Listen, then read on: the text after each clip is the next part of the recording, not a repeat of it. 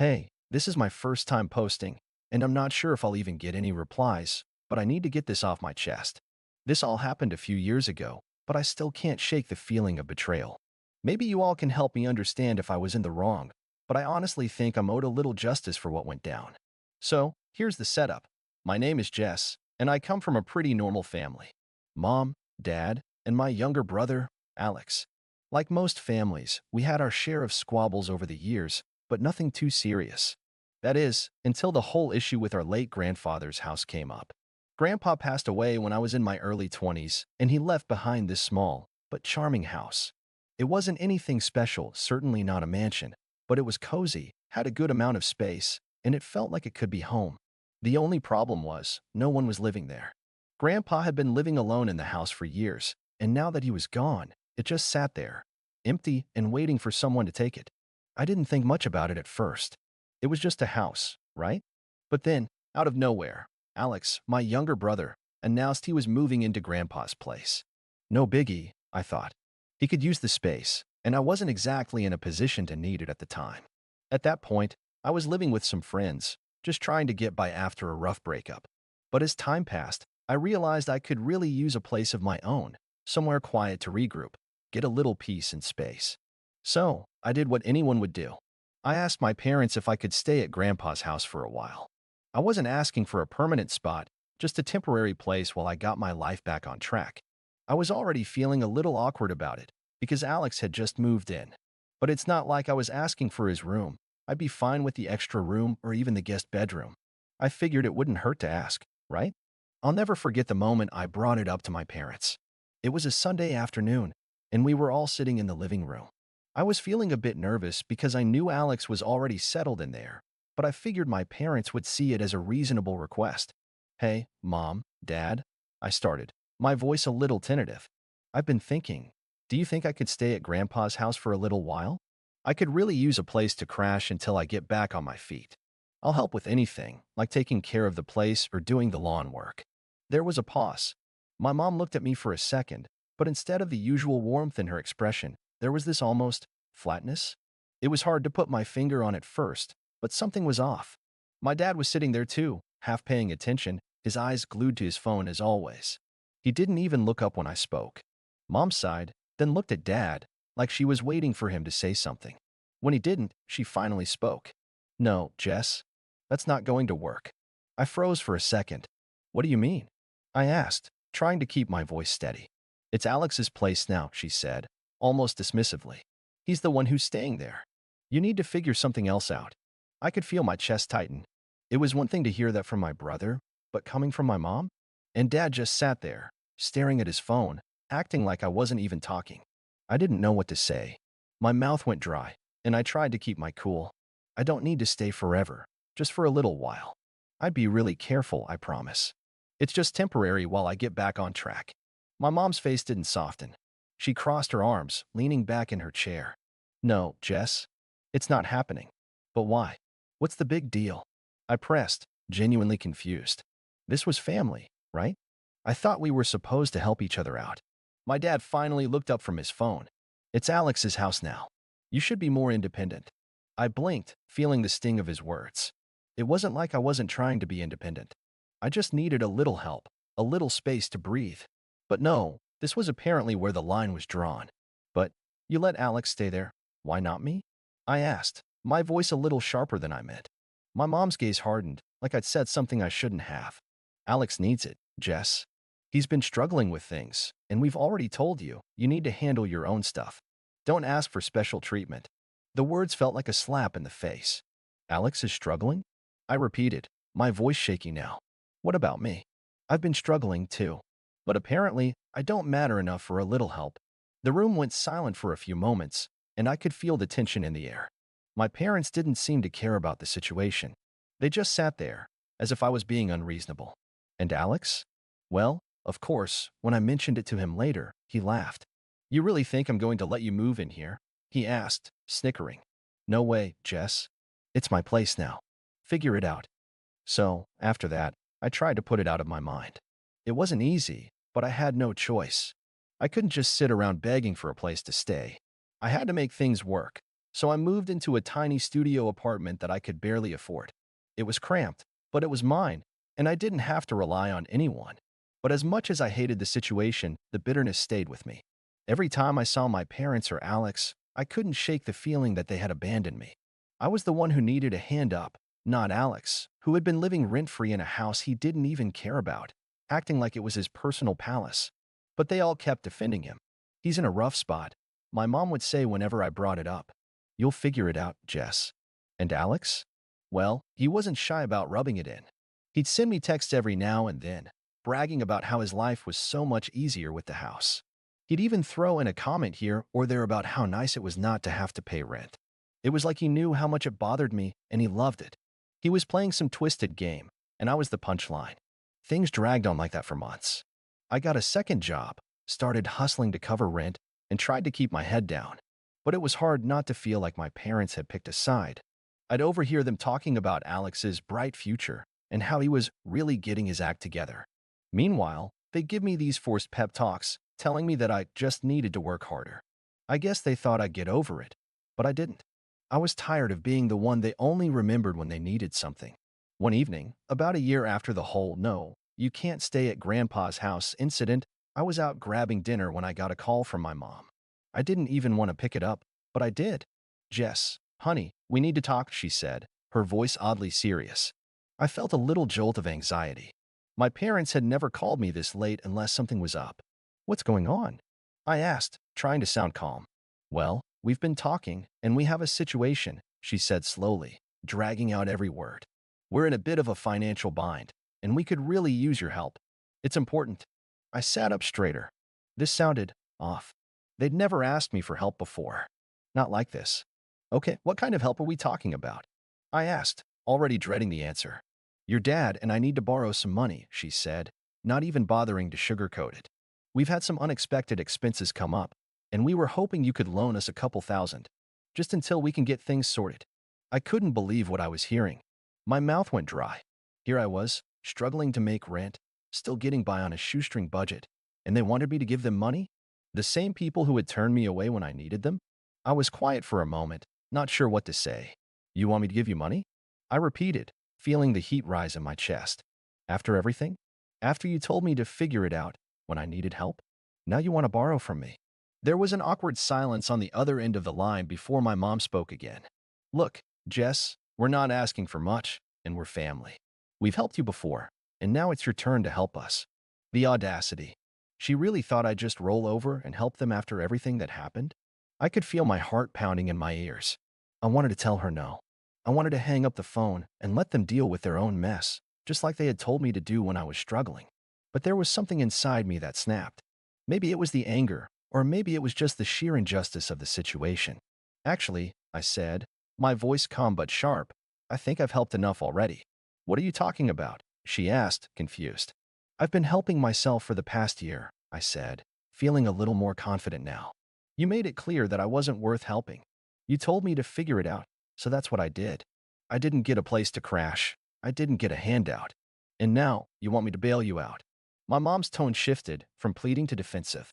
"Jess, this is different. We're family. You should understand that." "I do understand," I said, a bit of a bitter chuckle slipping out. "I understand that when it was my turn, I was supposed to figure it out on my own. And now that it's your turn, you're coming to me. Well, I'm going to do the same thing you did. Figure it out." I could hear her sputtering, but I wasn't done yet. "And as for the money, I think I'll be keeping it for myself, just in case I ever need to figure something out again." The silence on the other end was almost deafening. I could almost picture her speechless, not knowing what to say to that. And then, just before I hung up, I added one final line. "Maybe you should have helped me when you had the chance." The silence lingered for what felt like an eternity before my mom finally spoke again, but this time, her voice had lost the pleading tone. It was colder, sharper. "Well, fine. If you don't want to help, then we'll just have to figure it out ourselves." I heard the sound of her taking a breath, probably trying to compose herself. "But don't think this is the last time we're going to ask. You're still family, Jess." I wasn't sure if I was supposed to feel guilty, but honestly, all I felt was a quiet sense of relief. I had finally stood up for myself. "Yeah, well, good luck," I said before I ended the call, my hand shaking slightly as I put the phone down. That night, I didn't sleep much. It wasn't because I felt bad. I didn't. It was because I felt powerful. I had said no. I had taken control of the situation. For once, I wasn't the one on the receiving end of their expectations. For once, I made the rules. The next few days were tense, though. My mom and dad didn't call or text me, which felt weird. I was used to their constant check-ins or their passive-aggressive guilt trips. But now, nothing. It was like I had vanished from their radar, and it was exactly what I needed. I didn't want to deal with their drama anymore.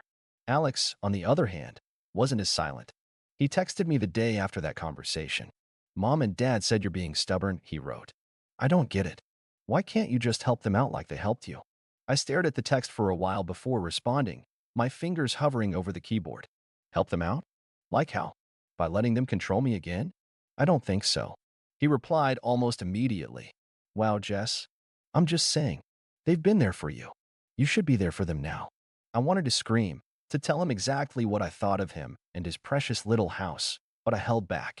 Instead, I just typed out something simple. Maybe if they'd been there for me when I needed it, I'd be more inclined to help. There was a pause before he answered again. "You're being childish." And that was it. It didn't matter what he said, because I knew one thing. I wasn't going to fall for their manipulation anymore. It had taken me a while to realize it, but I was done. I was done being the one to bend over backward while they walked all over me. But the real twist? The real reason they were going to regret this? They weren't done with me yet. Oh, no. They still needed something. Something big. And when they came crawling back, I would be ready. A couple of weeks went by, and I settled into my routine. Work, gym, Netflix, sleep. It wasn't glamorous, but I felt more at peace than I had in months. The guilt they tried to make me feel had slowly faded away, replaced with a quiet satisfaction. I had taken control. I had done what was right for me. But just when I thought I was safe from their drama, the storm hit. One afternoon, as I was finishing up a shift at the cafe, I saw a notification pop up on my phone. It was a message from my dad. I hadn't heard from him directly in ages. It read, "We need to talk. Urgently." I felt a knot in my stomach, the familiar anxiety creeping back in. I stared at the message, trying to figure out what was going on. It had been so quiet for so long, I was beginning to think they'd just given up on me. I was about to reply when another message came through, this one from Alex. "It's about Grandpa's house," he wrote. "Dad's asking for your help." I stared at the message for a long time. Help with Grandpa's house? What the hell did that even mean? I could already feel my blood pressure rising. They couldn't possibly be serious. I decided to call my dad. It rang a few times before he picked up. "Jess," he said, his voice strained. "We need to talk about something important." "Dad, what's going on?" I asked, keeping my voice steady, though I could feel my heart thudding in my chest. "Look, it's a long story, but we need you to come by the house. There's something you need to know. Something urgent about the property." I felt a sudden chill. "What do you mean, urgent?" "We can't explain it all over the phone. You need to come in person." "Why now? Why are you asking me for help again, after everything?" I asked, my frustration creeping in. "Please, Jess," he said, the desperation clear in his voice. "Just come over. This is really important." I wanted to say no. I wanted to hang up the phone and tell them to figure it out themselves. But then I remembered the satisfaction of standing my ground before. Maybe, just maybe, this was the final test. And I was going to pass it with flying colors. I didn't reply right away. Instead, I just texted back, "I'll be there in an hour." I pulled up to my parents' house, gripping the steering wheel tighter than I needed to. I knew something was off. The whole urgent thing didn't sit right with me. If it were really that important, they would have told me over the phone. But I was curious. Curious to see just how far they would go to manipulate me this time. As I stepped out of my car, I took a deep breath, bracing myself for whatever nonsense they were about to throw at me. I rang the doorbell, and after a few moments, my mom opened the door with a wide, overly enthusiastic smile. "Oh, Jess, you actually came," she said, as if we hadn't just spent the last few months at odds. I narrowed my eyes. "Yeah, you said it was urgent." She waved her hand dismissively. Come in, come in. We'll explain inside." I hesitated before stepping into the house. It smelled the same as always, vanilla candles and my dad's old cologne lingering in the air. It should have felt comforting, but instead, it made me uneasy, like I was stepping into a trap. I followed my mom into the living room, where my dad and Alex were already waiting. My dad was seated in his old recliner, arms crossed, looking annoyed. Alex sat on the couch, scrolling through his phone like he couldn't care less that I was there. I took a seat across from them. All right, I said, cutting straight to the point. What's so urgent? My dad cleared his throat. Well, first, we just wanted to see you, sweetheart. It's been too long. I let out a dry laugh. Right. Because you were so desperate to see me that you couldn't just say that on the phone. My mom shot my dad a look, and he sighed. Fine. We wanted to talk to you about Grandpa's house. I leaned back in my chair, arms crossed. What about it? My mom gave me that saccharine smile she always used when she was about to ask for something unreasonable. Well, we've been talking, and we realized that, maybe, we were a little unfair to you before. I blinked. A little.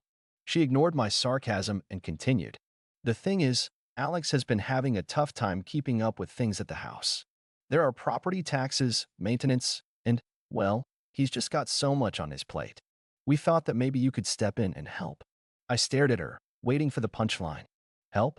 Yes, my dad chimed in. We were thinking you could start pitching in financially, just to make sure everything is taken care of. I felt my jaw tighten. Let me get this straight. You told me I couldn't live there when I needed a place to stay, but now you want me to pay for it? For Alex's house. My brother finally looked up from his phone, rolling his eyes. It's not just for me, Jess. It's for the family. I let out a bitter laugh. Oh, now it's a family thing?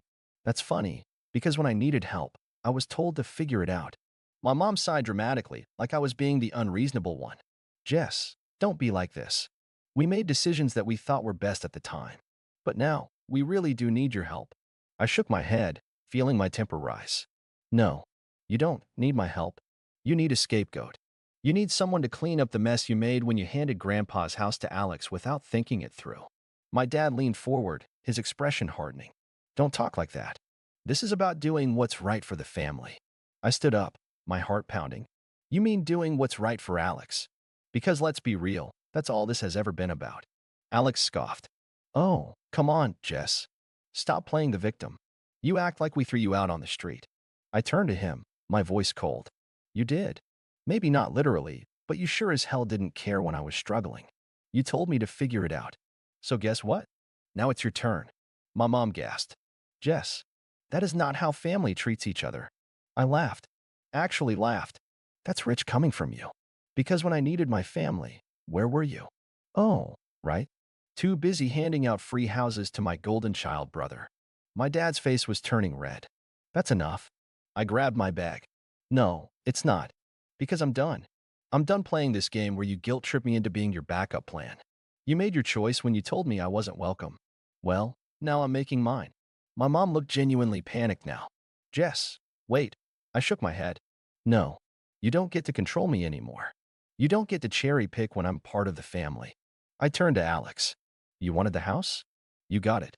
Good luck figuring it out. I turned on my heel and walked to the door, my heart pounding in my chest. Jess, don't do this. My dad called after me. We need you. I stopped at the doorway, turning back just enough to meet his eyes. Yeah, I said. And I needed you. Funny how that works. And with that, I walked out. I drove away without looking back, but the second I was alone in my car, I felt a wave of emotions crash over me, anger, frustration, maybe even a little sadness.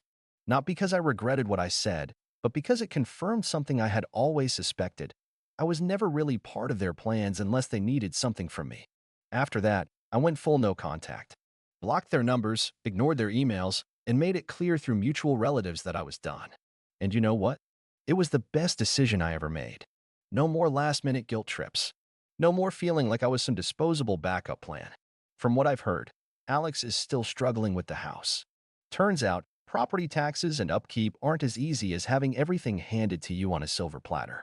My parents apparently tried to spin the story to make me look like the villain, but people caught on fast.